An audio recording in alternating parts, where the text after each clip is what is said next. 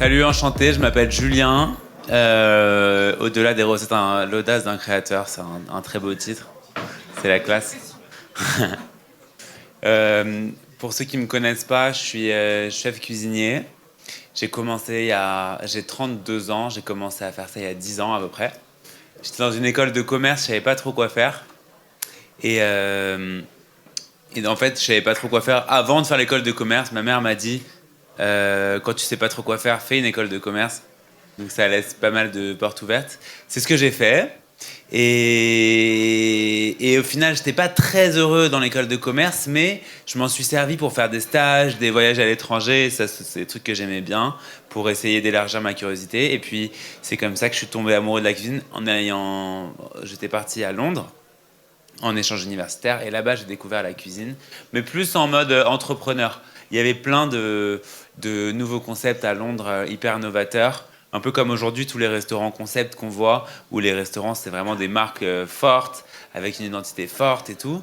Et moi, c'est ça qui m'a touché. C'est le fait de se dire qu'aujourd'hui, quand tu vas dans un resto, tu vas pas juste pour la nourriture, mais pour toute l'expérience qu'il y a autour. Le logo, l'ambiance, la musique, la vaisselle, la déco, toute l'énergie qu'il peut y avoir dans un lieu, qui est très travaillé aujourd'hui. C'est ça qui m'a touché moi à l'époque et qui m'a vraiment donné envie de faire ce métier parce que à l'époque je voulais travailler dans l'art contemporain en fait et je bossais un peu dedans, c'était chouette, mais c'était lent.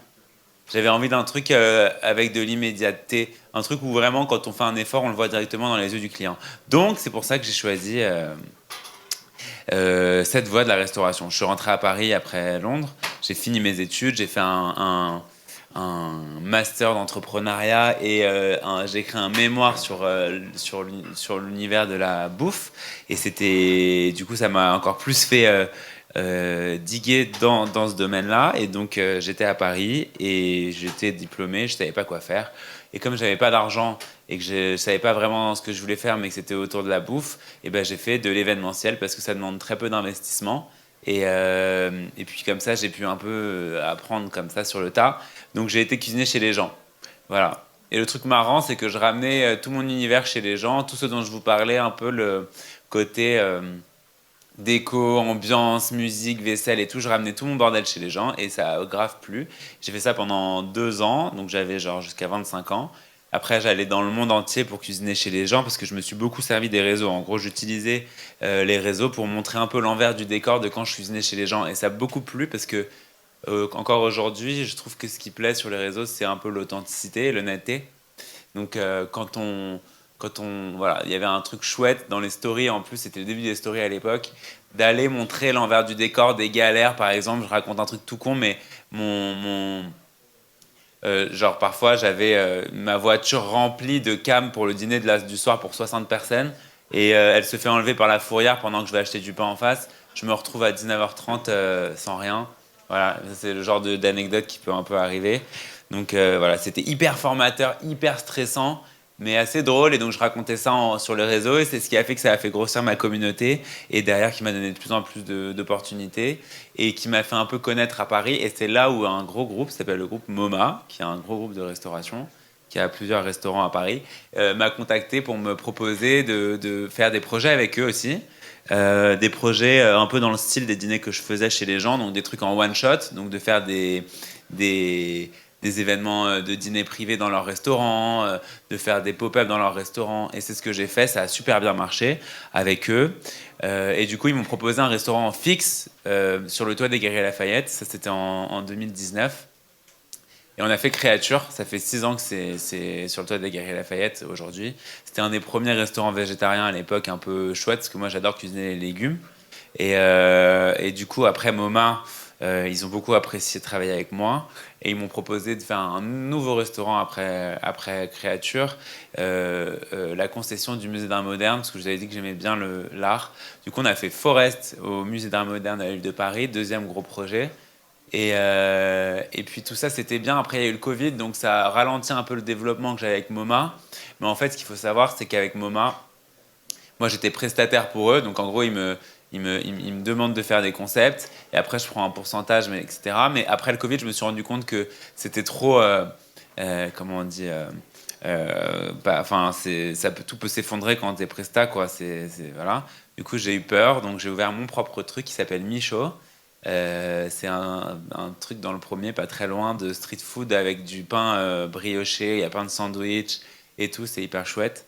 Et ça, c'est chez moi. Et maintenant, j'ai compris ce que c'était vraiment être entrepreneur. Quand je suis passé de prestataire, où je pensais que j'avais des restos, je disais aux gens, ouais, créature, machin, c'est mes restos. Mais en fait, quand c'est tes sous et que c'est tes enjeux économiques et que c'est ta réalité tous les jours, quand il y a une fuite, c'est pour ta gueule, etc., ça n'a rien à voir avec... voilà. Du coup, Michaud, ça m'a bien remis les idées en place. Et ça m'a donné envie, par contre, de développer mon groupe à moi avec mes endroits. Donc j'ai ouvert là, il y a 6 mois, un deuxième projet à moi. Ça s'appelle Café Chine dans le 10e. C'est un coffee shop de spécialité coréenne avec une associée coréenne qui est brillante, qui était ma chef pâtissière.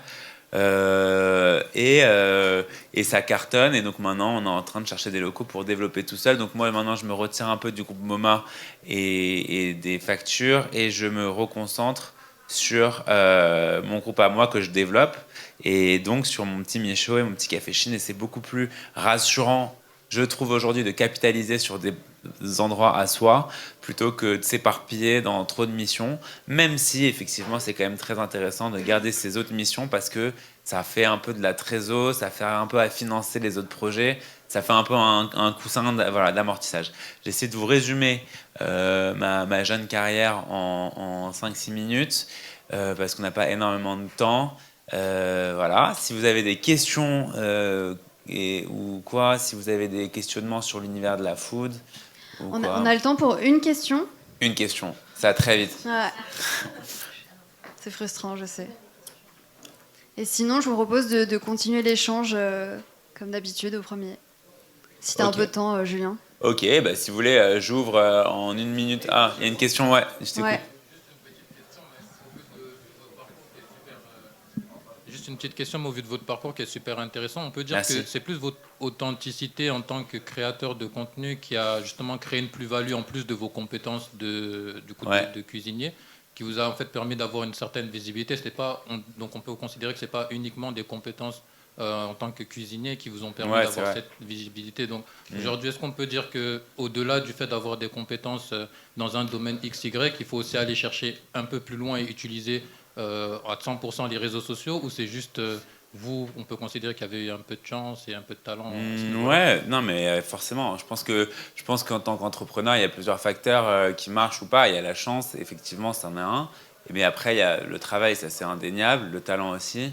Mais c'est un mix de tout ça. Il y a aussi beaucoup de connexions. Selon moi, ça c'est vraiment fondamental, le réseau. Quel qu'il soit, hein, ça peut être, c'est pas de connaître Macron, on s'en fout. C'est juste de savoir bien utiliser le maximum. Voilà. Mais en tout cas, effectivement, pour répondre à ta question, j'en ai pas parlé, mais je me sers aussi beaucoup jusqu'aujourd'hui des réseaux sociaux. J'ai une belle communauté sur mon compte perso de quasiment 500 000 personnes qui me sert vraiment, en fait. Moi, ça me sert à garder mon indépendance, en fait. Je vais te dire, moi, je vois ça comme un outil qui sert à pouvoir faire des projets, jamais avoir peur, parce que je sais que j'ai une communauté derrière qui me suit, et donc j'aurai toujours le dernier mot. Parce que si quelqu'un n'est pas d'accord avec moi, bah moi je le fais. Enfin, tu vois, ça donne une certaine confiance en soi. Tu vois, un parachute supplémentaire en se disant, allez, je crois à mon histoire parce qu'il y a d'autres gens qui sont derrière et qui vont me suivre. Parce que si je fais pas dans l'entrepreneuriat, c'est de plonger dans le vide en se disant, putain, si ça marche pas, voilà. Moi, je sais que bon, j'ai toujours voilà, j'ai quand même un peu une soupape. Après, dans la restauration, pour répondre à ta question, c'est un milieu intrépide. Et si, au contraire, tu as 500 000 abonnés, mais derrière, tu fais c'est dégueulasse ou c'est mal géré et tout, tu te fais massacrer encore plus. Hein. Donc il faut que l'un et l'autre soient équilibrés, sinon, voilà, je crois qu'on est tight. Merci beaucoup pour cette introspection dans le milieu de la gastronomie, de la cuisine.